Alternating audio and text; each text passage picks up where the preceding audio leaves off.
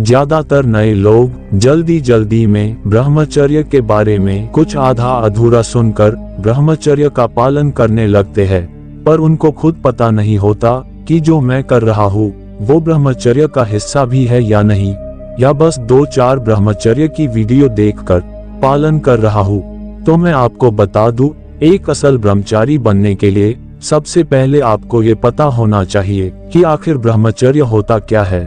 अगर आप नहीं जानते तो मैं आपको बता दूं, ब्रह्मचर्य का शाब्दिक अर्थ ब्रह्मचर्य है।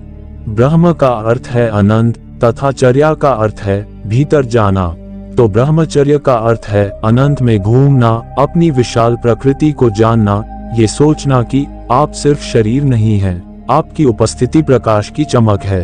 आप संसार में ऐसे विचरण करते हैं जैसे कि आप अंतरिक्ष हो, अनंत हो। ये तब होता है जब ब्रह्मचर्य स्वाभाविक रूप से घटित होता है। ब्रह्मचर्य आपको अनंत शक्ति प्रदान करता है।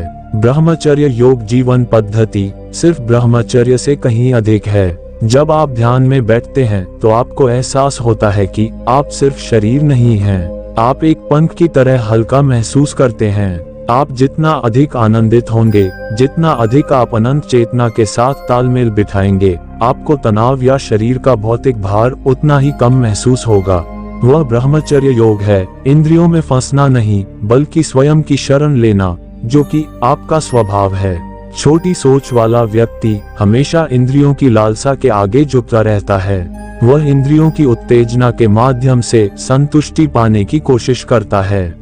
ये सारी ज्वरग्रस्त गतिविधि उसके सिर पर चढ़ जाती है, और जब आपका सिर गर्म होता है तो आपकी दृष्टि और धारणा धुंधली हो जाती है। सेक्स जीवन का एक हिस्सा है, लेकिन सेक्स के प्रति जुनून एक ऐसी चीज है जो आध्यात्मिक प्रगति में बाधा डालती है। ऐसे व्यक्ति की ऊर्जा कम होती है, वह अपने चारों ओर एक घना और नीरस कंपन पैदा करता है जिसे कोई भी पसंद नहीं करता। इससे मन कमजोर हो जाता है और जीवन में जोश या प्रतिबद्धता नहीं रहती। प्राचीन ऋषियों ने जीवन को 4 भागों में विभाजित किया है।